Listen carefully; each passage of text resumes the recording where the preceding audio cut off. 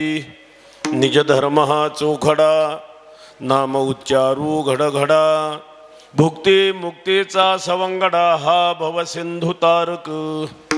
हा सेवेसाठी घेतलेला अभंग संत सम्राट श्री ज्ञानेश्वर महाराजांचा असून या अभंगामध्ये ज्ञानेश्वर महाराजांनी आपल्याला निज धर्माचा अर्थात स्वधर्माचा अर्थात नाम भक्ती योग रूप स्वधर्माचा उपदेश केला. विठला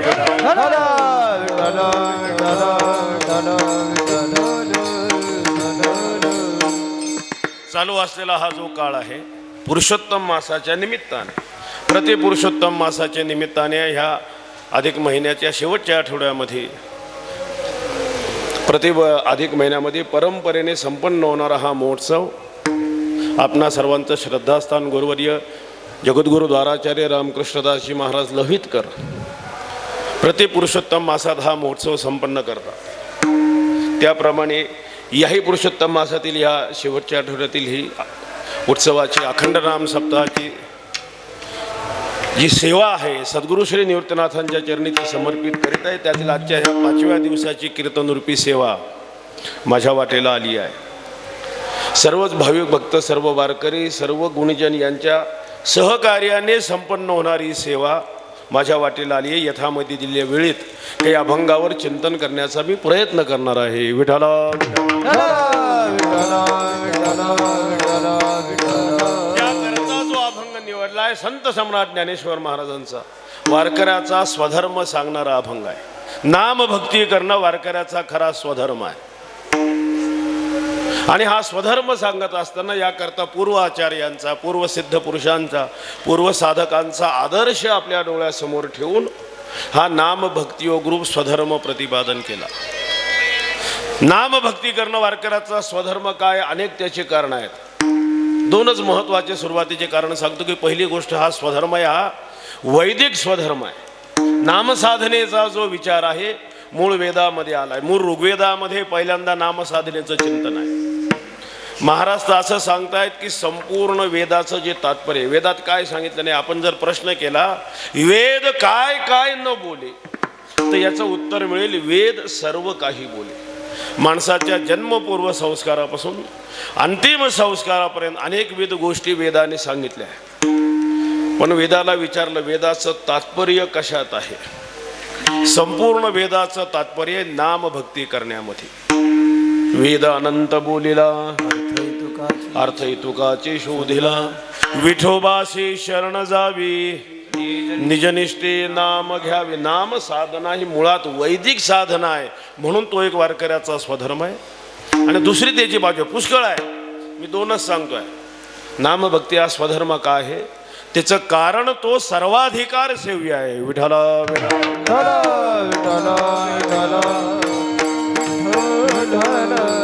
आणि सर्वाधिकार सेव्य ह्याही शब्दाचा एक अर्थ असा आहे की मनुष्य मात्रामध्ये एकूण 4 प्रकार आहे. पामर, विषयी, जिज्ञासू आणि मुक्त.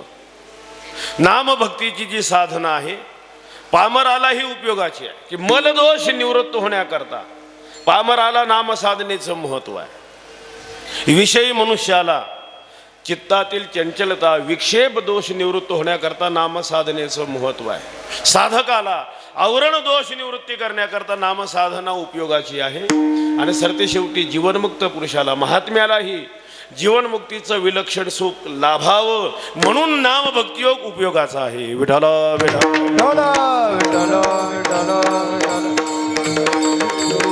सर्वाधिकार सेव्यता ज्याला म्हणतात. दुसरी बाजू सांगतो आपण, बघा सर्व इतिहास काढून बघा, वेदोपनिषदापासून निळोबारायांपर्यंत नामभक्ती करण्याविषयी अमुक एकाचा अधिकार नाही असा एकाचा तरी निषेध आहे का?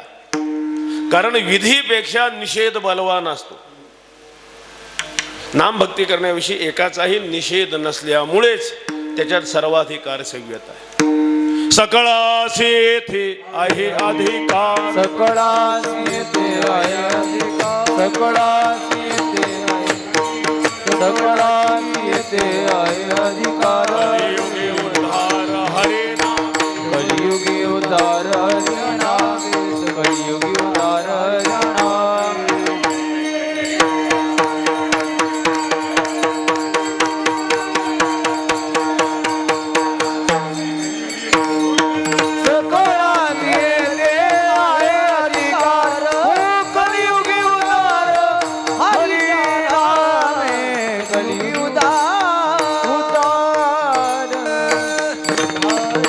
सकळाशी इथे आहे अधिकार, कलियुगी उद्धार हरिनामी. म्हणून नाम भक्ती सर्वाधिकार सेव्य असल्यामुळे वारकऱ्याचा तो स्वधर्म आहे. आणि नामभक्ती धर्माविषयी महाराज या अभंगात उपदेश करतात. पण नामसाधनेचा उपदेश करत असताना स्वतः अनुष्ठान करून उपदेश करतात. कारण ज्ञानेश्वर महाराज स्वतः महायोगी आहेत, स्वतः महावैष्णव. नामसाधना वारकऱ्याचा स्वधर्म सांगत आहेत. पण सांगत असताना स्वतः ते नामाचं अनुष्ठान करणारे मोठे नामधारक आहे. म्हणजे नामचिंतन स्वतः करत नव्हते आणि दुसऱ्याला सांगतात असा अर्थ नाही आहे. स्वतः ज्ञानेश्वर महाराज स्वतः नामधारक.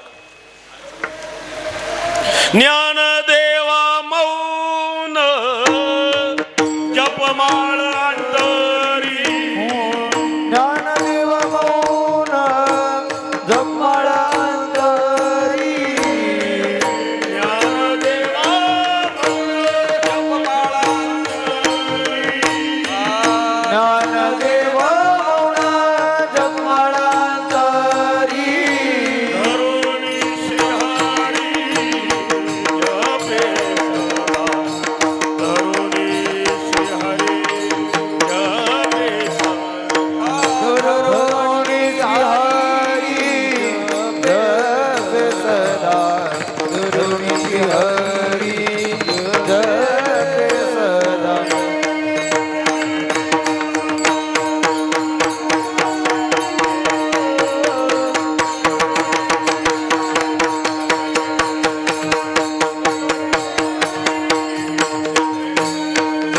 ज्ञानदेव मौन जपमाळी, धरुणी हरी जपे सदा, धरुणी हरी जपे सदा. ज्ञानदेवा मौन जपमाळ अंतरी. ज्ञानदेवा ही द्वितीय विभक्ती आहे. स्वतः अनुष्ठान करून उपदेश करणं असा त्याचा अर्थ आहे. ज्ञानदेवा मौन जपमाळ अंतरी, धरुणी श्रीहरी जपे सदा. हे संतांचं एक लक्षण आहे, स्वतः अनुष्ठान करून उपदेश करणं.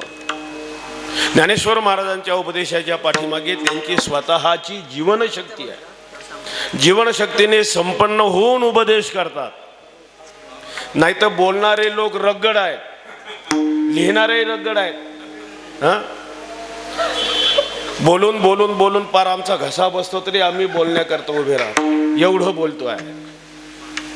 पण आमच्या बोलण्याचा लोकांवर परिणाम होत नाही. का होत नाही?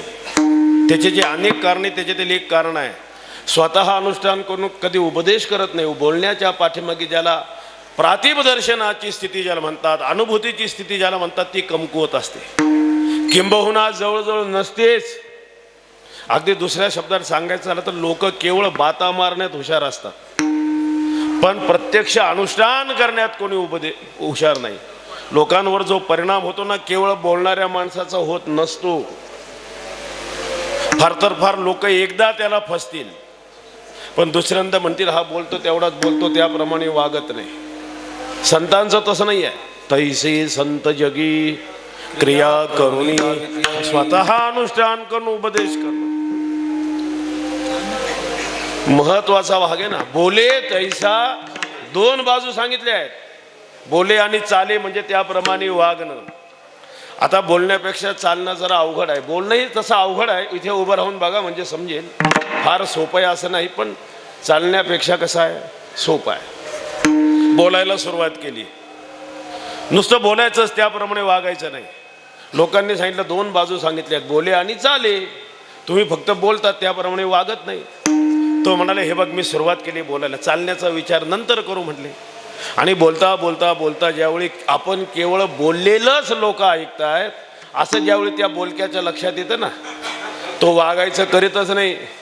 आणि जर कोणी विचारलं का हो तुम्ही नुसतं बोलता त्याप्रमाणे वागत नाही, त्यावेळेस तो असं सांगतो की आता माझं बोलणं हेच चाललंय समज. विठाला विठाला.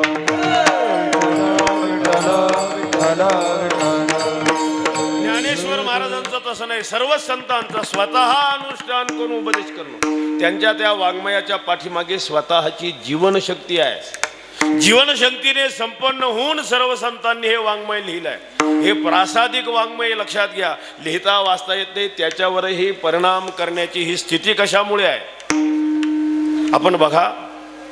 सर्व संतांच्या बाबतीत आता अभंग ज्ञानेश्वर महाराजांचं आहे म्हणून त्यांचं नाव घेऊन मी बोलतोय. समजा ज्ञानेश्वर महाराज रस्त्याने चालत असतील तर चालता चालता त्यांच्या पायाच्या स्पर्शाने जे मातीचे कण उडत असतील ना, एक एक धुळीचा कण म्हणजे त्यांनी निर्माण केलेला एक एक ग्रंथ आहे. म्हणजे आपण विचार करा, वाङ्मय त्यांचं कसं आहे, व्यक्तित्वापुढे एक कणा एवढं आहे, धुलीच्या कणा एवढं. त्यांचं व्यक्तित्व किती अफाट असेल. याचा अर्थ काय दुसरा माहिती आहे की संत मनभर अनुभवतात पण कणभरच सांगतात. आपलं उलट आहे, कणभरही अनुभव आहे का नाही पण मनभर बडबडच चालते आहे. विठाला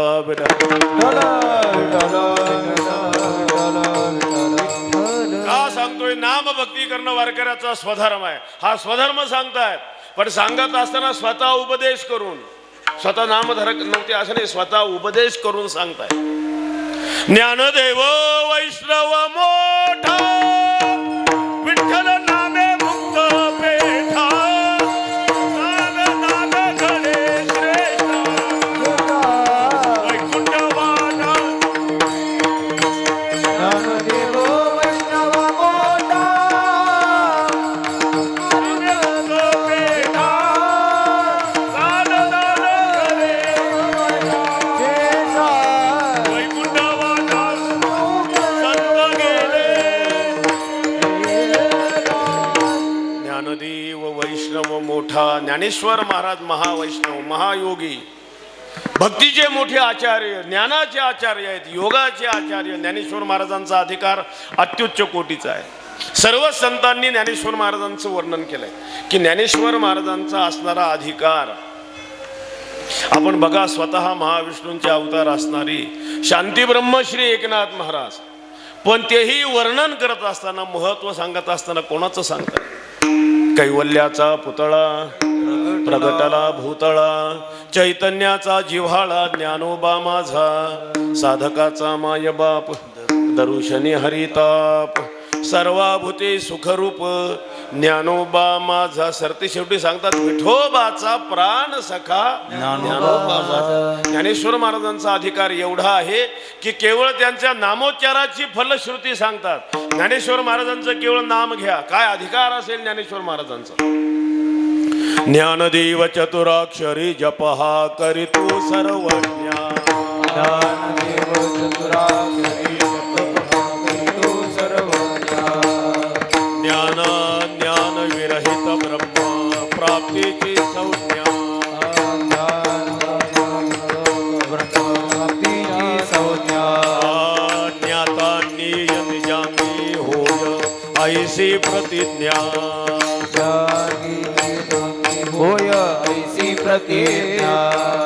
ज्ञानाग्निने पापी जळती ही ज्याची आज्ञा. ज्ञानदेव ज्ञानदेव म्हणता म्हणता ज्ञानदेव देतो, ज्ञानदेव ज्ञानदेव म्हणता ज्ञानदेव देतो, ज्ञानदेव ज्ञानदेव म्हणता ज्ञानदेव देतो.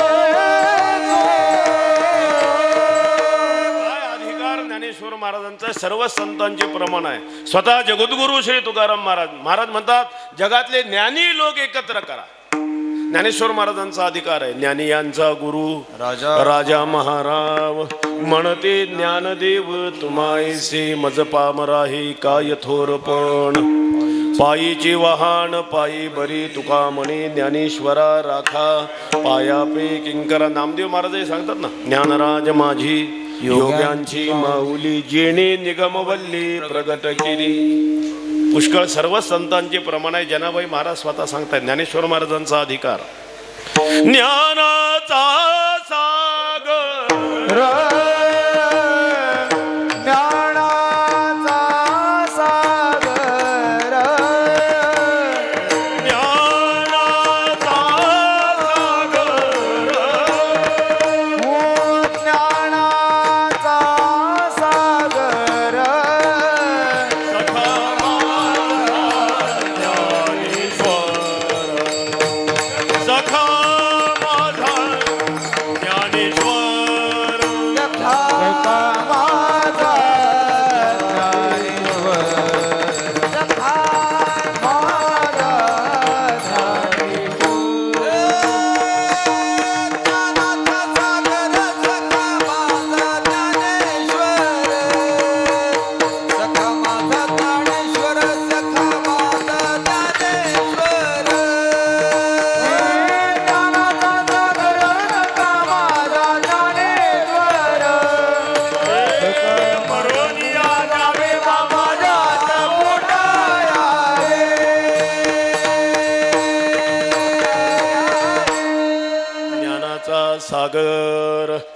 सर्व संतांनी वर्णन केलं. लक्षात घ्या, स्वतः त्यांचे गुरुदेव श्रीमन निवृत्तीनाथ महाराज ज्ञानेश्वर महाराजांचं वर्णन करतात. लक्षात घ्या,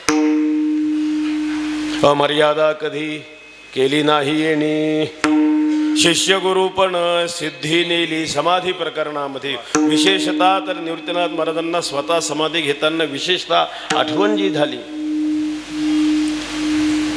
गीतार्थ करती मुनिजन कुणी ज्ञानराज म्हणी आठवतो. ज्ञानेश्वर महाराजांची आठवण, ज्ञानेश्वर महाराजांच्या स्वरूपाचं लक्षात घ्या. जे वर्णन केले ज्ञानेश्वर महाराजांनी, जे वाङ्मय निर्माण केलं त्याच्याविषयी अवीट बोलणे बोलावे अनादी जे गुह्य वेदी सापडेना. स्वतः श्रीमद निवृत्तीनाथ महाराजांनी वर्णन करावं.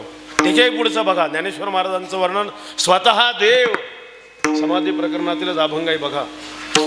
देव म्हणते रुक्मिणी हा एकची योगी देखील नाही, हाच ज्ञान संजीवनी जाण त्रैलोक्यासी धन्य धन्य धरातली. म्हणजे ज्यांच्या अवताराने पृथ्वी तल पवित्र झाले, जो याती दृष्टी निहाळी तो वाहत येईल टाळी. वैकुंठ भुवनाची जो याची करील यात्रा, तो तारील सकळ गोत्रा सकळ कुळ पवित्रा याची निदर्शनी होती. सरती शेवटी वर्णन करतायत. लक्षात घ्या, आईसे सांगत हरीसी प्रेम ओसंडली रुक्मिणीसी धन्य धन्य जयाचे कुशी ज्ञानदेव जन्मली. ज्ञानेश्वर महाराजांचा जो अधिकार आहे, असे संत सम्राट ज्ञानेश्वर महाराज वारकऱ्याचा नेमका स्वधर्म काय सांगतायत. नाम भक्ती करणं हा स्वधर्म आहे.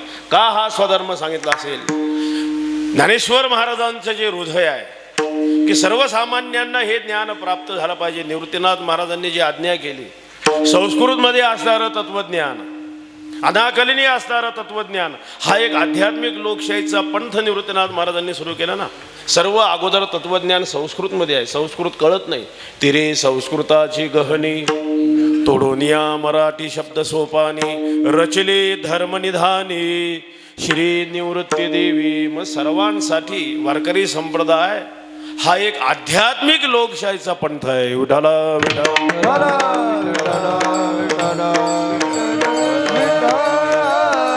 म्हणजे जे जे शरीर आत्मवान आहे त्याला आत्मज्ञान संपादन करण्याचा हक्क आहे, अधिकार आहे. याचं नाव आध्यात्मिक लोकशाहीचा पंथ. ज्ञानेश्वर महाराजांनी मग विचार केला की याच्यामध्ये तत्वज्ञानामध्ये सर्वाधिकार सेव्यता नाही, बहुसंख्य लोकांचा उद्धार झाला पाहिजे. आपण बघा, ज्ञानाचे अधिकारी किती आहेत? थोडे लोक आहेत ना. ज्ञानाचा जो अधिकार पुष्कळ शास्त्रात वर्णन केले. अध्यात्मशास्त्री अंतरंगोचे अधिकारी, अंतरंग वृत्तीचा मनुष्य लागतो. ज्ञानाचा अधिकार संपादन करण्याकरता मल विक्षेप दोन दोष अगोदर निवृत्त करावे लागतात. आवरण दोष निवृत्त करण्याकरता जो सद्गुरूंना शरणागत आहे, ज्याच्या ठिकाणी विवेक वैराग्य समाधी षटक मुमुक्षुता आहे, श्रवण मनन निधी ध्यासन तत्व पदार्थी शोधन साधनामध्ये जो प्रवृत्त आहे, तो ज्ञानाचा अधिकारी. किती लोक आहे जगात असे? विरळा इसा कोणी तुका त्यासी लोटांगण. ज्ञानाचे अधिकारी फार नसतात. कर्म मार्गाचा विचार करा, कर्माचे तरी अधिकारी किती आहेत? मुळात कलियुगामध्ये उचित विधी कर्म वेदाने काय सांगितलं हे माणसाला अगोदर कळत नाही. कळालं तर घडतंय का? अवघ्या वाटा झाल्या क्षीण कलीन घडे साधन उचित विधी विधान नकळे न घडे सर्वथा. योगाभ्यासाविषयी चिंतन करा. निग्रह ज्याचा आत्मा, योगाभ्यासामध्ये पुष्कळ गोष्टी लागतात, पण निग्रह मुख्य पाहिजे. आपण काय निग्रह करणार? आपल्याला उठल्याबरोबर खायला लागतं, खाल्ल्याशिवाय झोप येत नाही. 2 तासही कीर्तन होत नाही, तेवढ्यात 84 आसनं करून घेतात. हा काय योगाभ्यास करणार आहे? लक्षात घ्या, हे जे सांगणं आहे ना, हे ज्ञानेश्वर महाराज सांगतात म्हणून बरोबर आहे. इतर साधनाचा जो निषेध केला आहे ते साधन चुकीचे असं समजू नका. साधन वैदिकच आहे, अत्युच्च कोटीचे साधन आहेत. हे आपला अधिकार नाही, आपला अधिकार नाही. अधिकारी माणसालाच फलप्राप्ती होते, आपला अधिकार नाही. मग त्याच्यापासून उदासीन राहा म्हणून संत सांगतात. विठाला विठाला. म्हणजे इतर साधनाचा जो निषेध आहे ते चुकीचं म्हणून नाही, याला शास्त्रात अर्थवाद म्हणतात. नाही निंदा निंदितुम प्रवर्तते किंतु विधेयम स्तोतुम. इतकंच कशाला नवविधा भक्ती बघा, ह्या बाकी साधनापेक्षा सोपी आहे, तरी सर्वाधिकार सेव्यता आहे का त्याच्यात? संतांचं जे हृदय आहे, ज्ञानेश्वर महाराजांचे जे हृदय आहे ना, की बहुसंख्य लोकांचा उद्धार झाला पाहिजे. ज्ञानाचा, योगाचे, कर्माचे अधिकारी किती आहे? आपण बघा ना, चांगदेव महाराजांसारखे किती लोक आहेत. चांगदेव महाराज परमार्थातील अल्पसंख्याक आहे. संतांचं हृदय बहुसंख्य लोकांचा उद्धार झाला पाहिजे. राजकारण आपल्या कीर्तनाचा विषय नाही, पण एक तत्व सांगतो. स्वातंत्र्य मिळाल्यापासून ज्या कोणाचं सरकार आलं असेल, प्रत्येकाच्या डोक्यात एक भूमिका असते. अल्पसंख्याकांसाठी योजना, पुन्हा अल्पसंख्याक कोण, पुन्हा त्यांच्या मर्जीतली, हा वेगळा भाग आहे. संतांचं पाहणं बघा कसं आहे. संत म्हणतात बहुसंख्य लोकांचा उद्धार झाला पाहिजे. अल्पसंख्येने, अल्पसंख्येने दूर लोटला असं समजू नका. अल्पसंख्य म्हणजे जे परमार्थाचे अधिकारी आहेत, ज्ञानाचे, योगाचे, कर्माचे, त्यांना उपदेश केलाच आहे, पण थोडा केलाय, फार केला. चांगदेव महाराजांनी किती उपदेश केलाय, किती ओव्या लिहिल्यात त्यांच्यासाठी? 65 ओव्या बस. म्हणजे 65 ओव्यांमध्ये ज्यांचं भागत आहे त्यांचा अधिकार तेवढा आहे. आपल्यासारख्या वांगदेवाला 65,000 लिहून भागत नाही. विठाला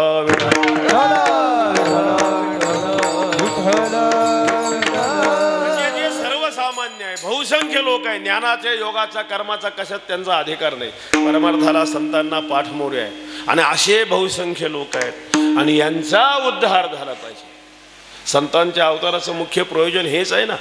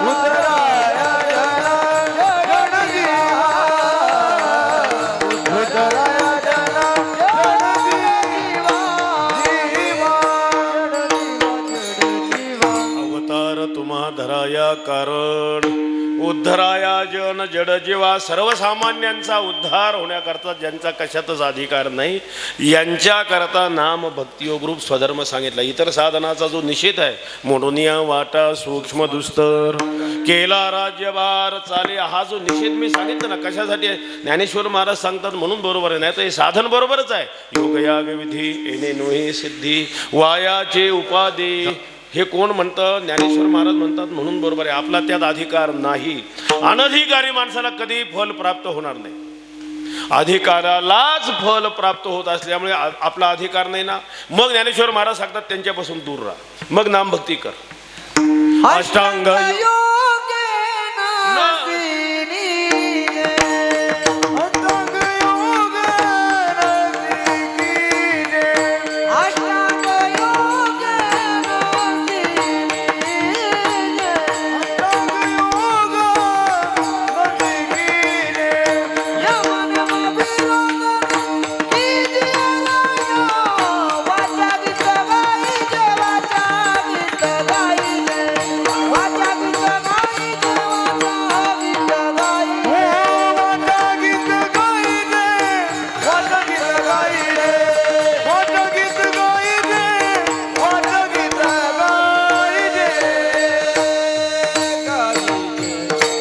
अष्टांग योगे नशिणी जे येम नियम निरुद्ध नके जे रयाम. काय कर?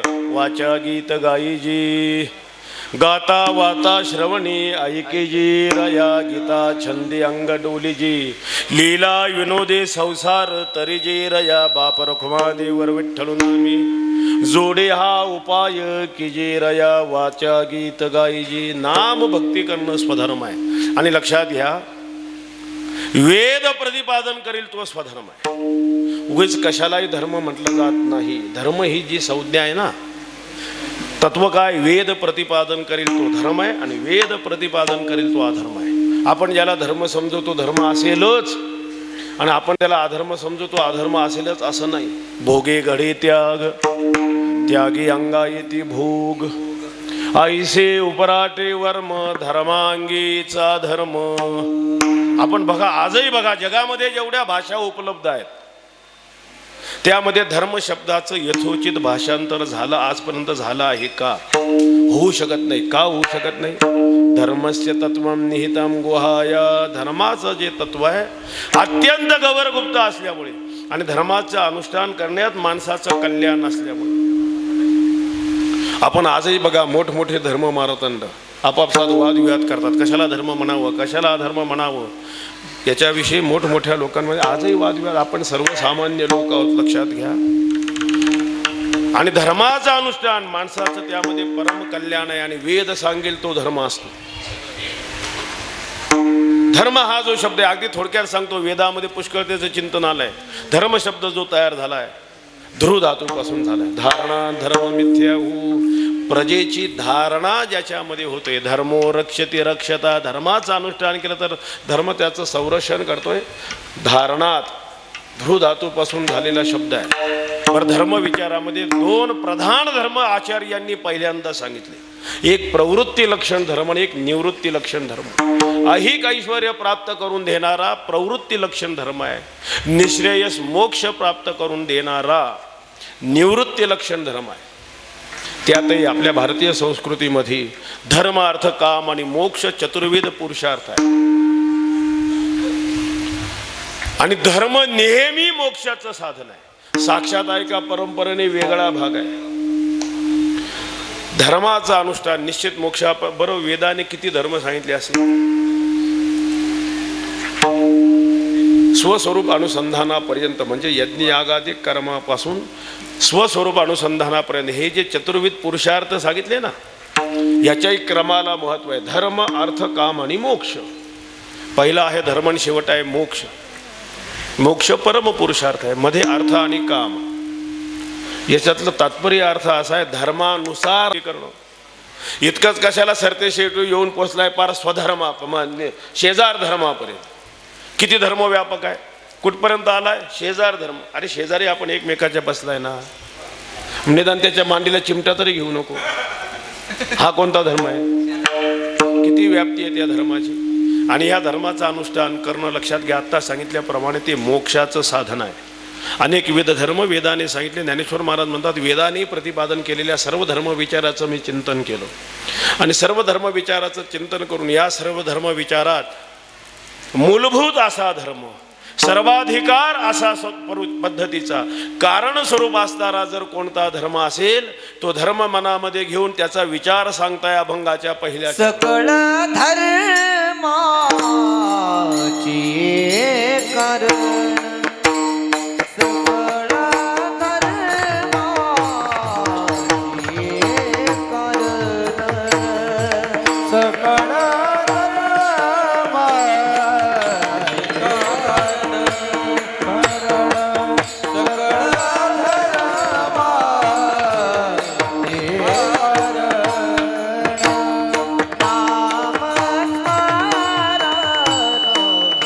कीर्तन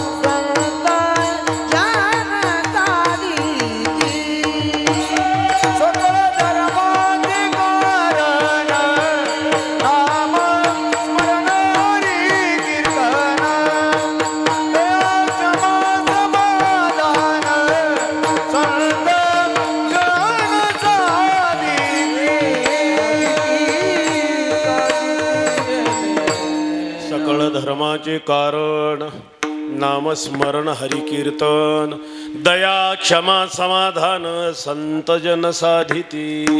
सकळ धर्माचे कारण या वेदाने प्रतिपादन केलेल्या सर्व धर्म विचारात कारण स्वरूपाचा कोणता धर्म असेल, मूलभूत स्वरूपाचा धर्म, सर्वाधिकार सेव्य निश्चित फलापर्यंत जाणारा जर कोणता धर्म असेल, ज्ञानेश्वर महाराज म्हणतात वेदात प्रतिपादन केलेल्या सर्व धर्म विचाराचं चिंतन करून मी सांगतो नामस्मरण हरिकीर्तन.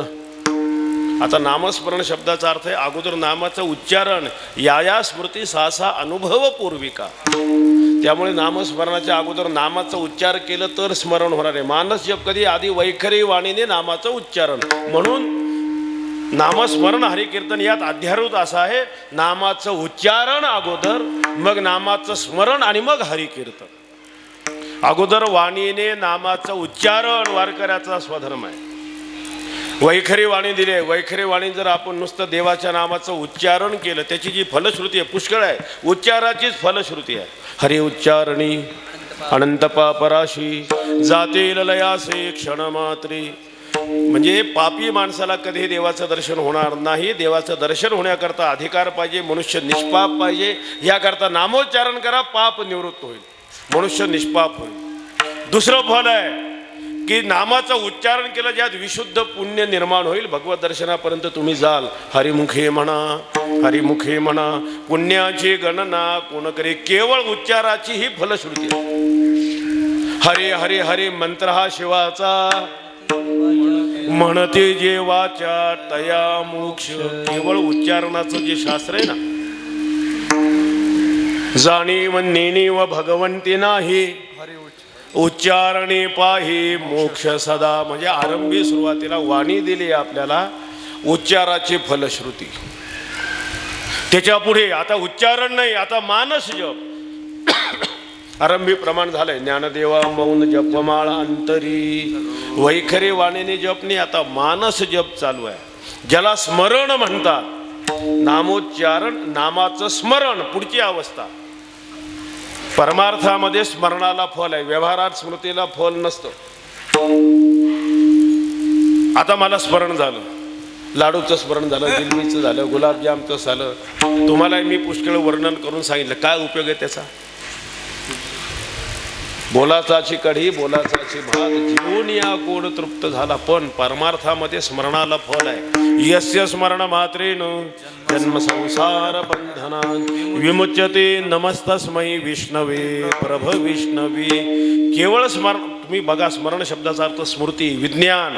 अर्जुनाच्या मुखातलं शेवटचं वचन आहे की भगवंताच्या उपदेशाने मला जी स्थिती प्राप्त झाली, नष्टो मोह स्मृतिर्लब्धा तत्प्रसादात मयाच्युत स्थितोस्मी गत संदेह करिष्ये वचनं तव. स्मृती म्हणजे दृढ विज्ञान. म्हणून नामस्मरणाची फलश्रुती ज्ञानेश्वर महाराज सांगतात ना, करा विठ्ठल स्मरण नामरूपी अनुसंधान भव लक्षण जगन प्रमाण दावी.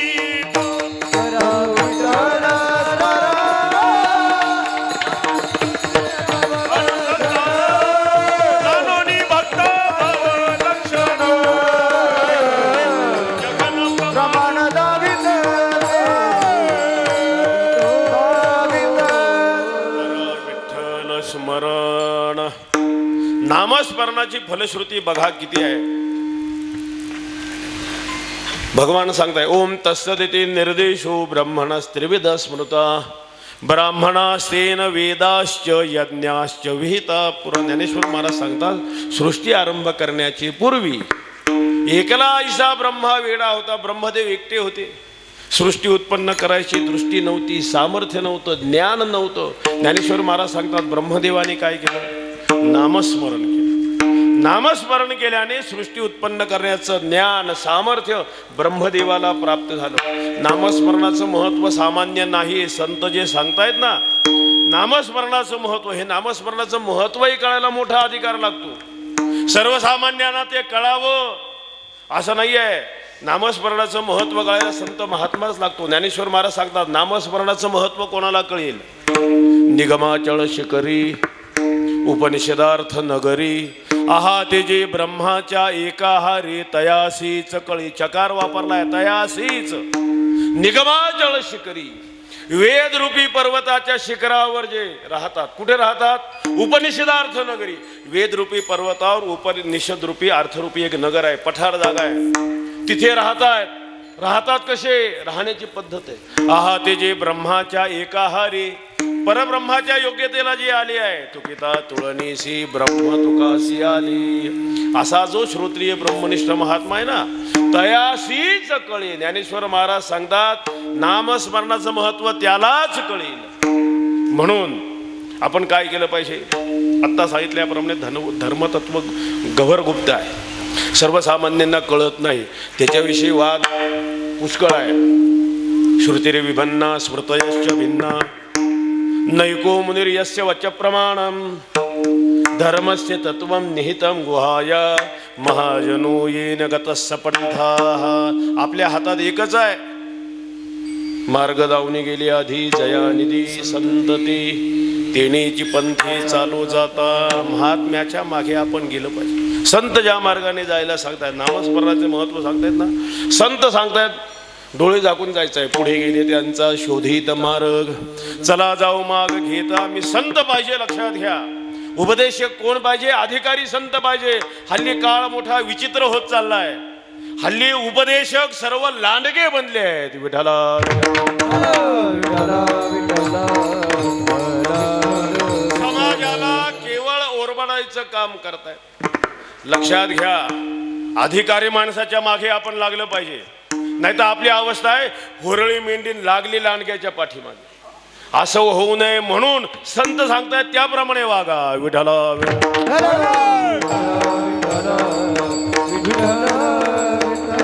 नामस्मरणाचं हे महत्व आहे नामस्मरण हरिकीर्तन आणि तिसरी अवस्था आहे हरिकीर्तन कीर्तनाचं महात्म्य नेहमी आपण ऐकता का नाही कीर्तनाची जी फलश्रुती आहे कीर्तनचा अंग होय अंग हरिरूप ब्रह्मीभूत काया होतसे कीर्तनी भाग्यतरी ऋणी देवायसा का बरं कीर्तनाचं महात्म्य लक्षात घ्या आता आपलं कीर्तन चालेल समजा माझ्या दृष्टीने कीर्तन भक्ती आहे आपण श्रवण करता आपल्या दृष्टीने श्रवण भक्ती आहे आणि इथे जमलेल्या सगळ्यांनाच देवाचं स्मरण होत आहे कीर्तन भक्ती श्रवण भक्ती आणि स्मरण भक्ती तिन्ही भक्तीचं एकत्र अनुष्ठान कीर्तनामध्ये असल्यामुळे कथा त्रिवेणी संगम देवभक्तानी नाम तेथेचे उत्तम चरण रज वंदिता जळती दोषाचे डोंगर शुद्ध होती नारी असं कीर्तनाचं महात्म्य असल्यामुळे कीर्तनाचं महात्म्य स्वतंत्र कीर्तन मर्यादा आपण बघा कीर्तनाचं जे वर्णन केलेलं आहे ना कथा देवाचे ध्यान कथा साधना मंडन कथे आईसे पुण्य अनेक नाही सर्वथा सरते शेवटी तर महाराज सांगतात कथे माझी उभा देव हे महत्व आहे कीर्तनाचं म्हणून त्याची मर्यादा आहे कारण कीर्तनाची फलश्रुती आघात आहे फायदा खूप आहे कीर्तन भक्तीचा पण त्याची दुसरी बाजू असते ज्याच्यामध्ये फायदा जास्त असतो त्याची हाताळणी जमली नाही तर नुकसानही कशात जास्त असतं आता इकडे खाली उतरा तुम्ही मोखाड्यावरून पुढे जा इकडे हरसरूमधून खाली जा सर्व डोंगराळ भाग फक्त भात शेती पिकते उत्पन्न किती मिळतं त्या लोकांना फार मिळतं का हां थोडं उत्पन्न आहे परत भात झालं की पुन्हा वर्षभर पीक नाही म्हणजे त्यांचं उत्पन्न थोडं आहे फायदा नफा थोडा आहे उद्या नुकसान झालं तर नुकसान किती होईल पण बागायतदार आहे द्राक्षाची बाग आहे द्राक्षामध्ये फायदा जास्त आणि उद्या नुकसान झालं तर नुकसानही जास्त तसंच आहे कीर्तनाची फलश्रुती महान आहे जास्त फल मिळतंय त्याची हाताळणी जमली नाही तर नुकसानही जास्त आहे विठ्ठला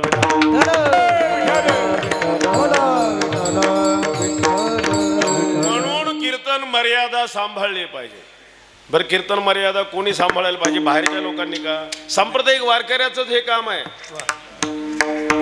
प्रत्येकाचं आपलं काम आहे कीर्तनकाराचं काम आहे कीर्तनाची मर्यादा कीर्तनकाराला आहे कीर्तनात काय बोला आणि काय बोलू नका भक्ती ज्ञानाविरहित इतरा गोष्टी न कराव्या प्रेम भरी वैराग्याच्या युक्ती विवराव्या कीर्तनकाराला मर्यादा आहे कीर्तनकाराने काय बोलावं काय बोलू नये गायकाला मर्यादा आहे गायकाने कसं गायन करावं किती गायन करावं म्हणजे किती, म्हणजे ती मर्यादा जी दिली आहे कीर्तनाची, कारण हे कीर्तन आहे का गायनाची मैफिल आहे.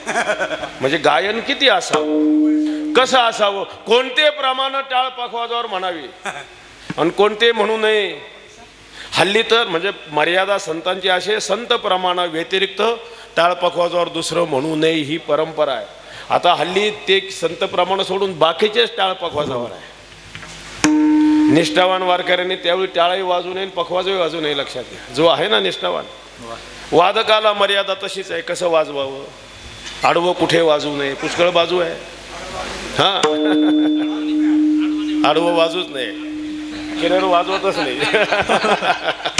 चांगले वादक आहे, गुणीजन सर्व चांगले आहेत. ती पण मला मर्यादा आहे म्हणून मी नाव घेत नाही. नाही तर कीर्तनात नाव घेऊच नाही. लक्षात घ्या, ही पण मर्यादाच आहे. चांगलीच आहे सर्व. अरे सर्वच देवाचे अवतार, काही कमी आहे काय? आपण असं समजू नका गायकाला आणि वादकाला आणि कीर्तनकाराला मर्यादा आहे म्हणजे तुम्ही खाली बसणारे श्रवण करणारे सुटले. नाही, तुम्हाला मर्यादा आहे. कोणाचं श्रवण करा, कोणाचं करू नका, इथून सुरुवात आहे. तपस्विता संपन्न अक्षर जी अंतकरणावर परिणाम करतील ती शुष्क कोरडी करणार नाही. कोणाचंही श्रवण करू नका, त्याची मर्यादा आहे. श्रवण करायला आले, अरे कसं बसा, इथून सुरुवात आहे कीर्तनाला. किती मर्यादा आहे. कथा काळीची मर्यादा सांगतो ते भावी वंडा, प्रीतीने गोविंदा हेची कावडी. नये आळसे मोडू अंग, नये आळसे मोडू अंग, नये ऐसे बोलो अंग, नये आळसे बोलो अंग. कथे कानवडे ढुंग, कथे कानवडे, कथे कानवडे डुंग, कथे कानवडे हेळणीचा रंग, हेळणीचा रंग,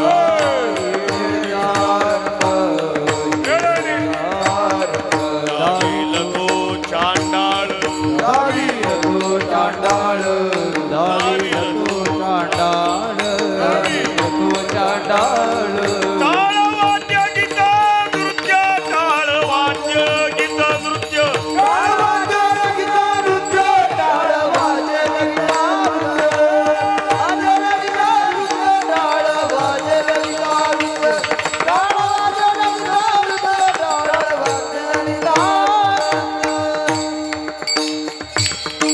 नामस्मरण हरी कीर्तन. आणि मग हा स्वधर्म अनुष्ठान करायचा आहे. त्याला उपोद्बोलक साह्यभूत साधना त्याचा विचार सांगतात. दया क्षमा समाधान संत जन साधिती. त्याला साह्यभूत साधना पाहिजे का नाही. दया पाहिजे अंतकरणात. माणसं परमार्थ करतात, देवाची पूजा पण मन लावून करत नाही. बिंबीच्या देठापासून नाही, अंगचोरपणा. देवाच्या पूजेला बसलाय, पूजेला गणपती घेतलाय. वक्रतुंड महाकाय. बायकोला सांगतो, हे बघ मला लवकर कामावर जायचे बरं का, सूर्यकोटी समप्रभ, लवकर स्वयंपाक कर. निर्विघ्नम कुर्मी देव. लवकर स्वयंपाक झाला नाही मी तसाच निघून जाईल. सर्व कार्येषु सर्वदा. अरे देवाची पूजा करतो, मन लावून कर, लक्ष ठेव. बायको त्याला सांगते, अहो निदान देवाच्या पूजेत तरी माझ्यावर लक्ष ठेवू नका. मी तर तुमच्यावर लक्ष ठेवून आहेच, घडत नाही. अरे कोणतंही साधन करा, कोणतंही, बेंबीच्या देठापासून नुसतं कीर्तनच करायला पाहिजे, गायनच करायला पाहिजे, वाजवायला पाहिजे असं नाही.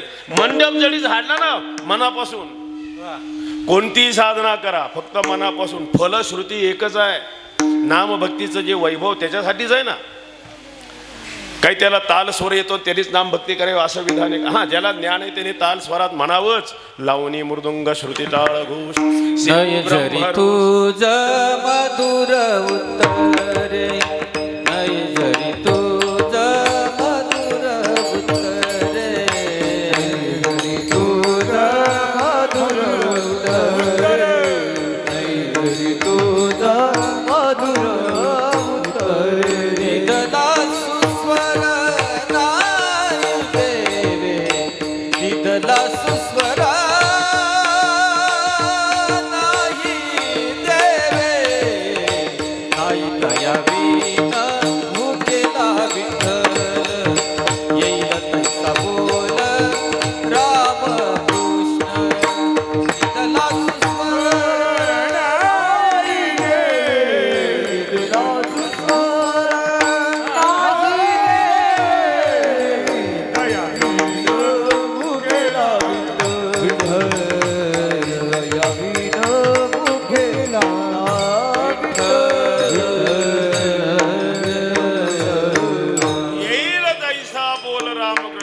महाराज गाथेचं पारण करतात, ताला स्वरात करतात. समजा ज्याला ताला स्वराचं ज्ञान आहे, भसाडा आवाज आहे आणि त्यांनी गाथेचं पारण केलं, त्याला फल मिळणार नाही काय? फल तेच आहे. ताला स्वरात केलं तर रंग देवता प्रसन्न पुष्कळ भाग आहे. पण वैयक्तिक अनुष्ठानाकरता एखाद्याला ताल स्वरही कळत नाही, बसाडा आवाज आहे आणि त्याने गाथा पारण केलं, त्याला पुण्य मिळणार नाही काय? हे जे साधन आहे लक्षात घ्या, फक्त बिंबीच्या देठापासून करणं परमार्थ करतो. आणि जर एकमेकाचा द्वेष मत्सर करत असेल काय उपयोग आहे?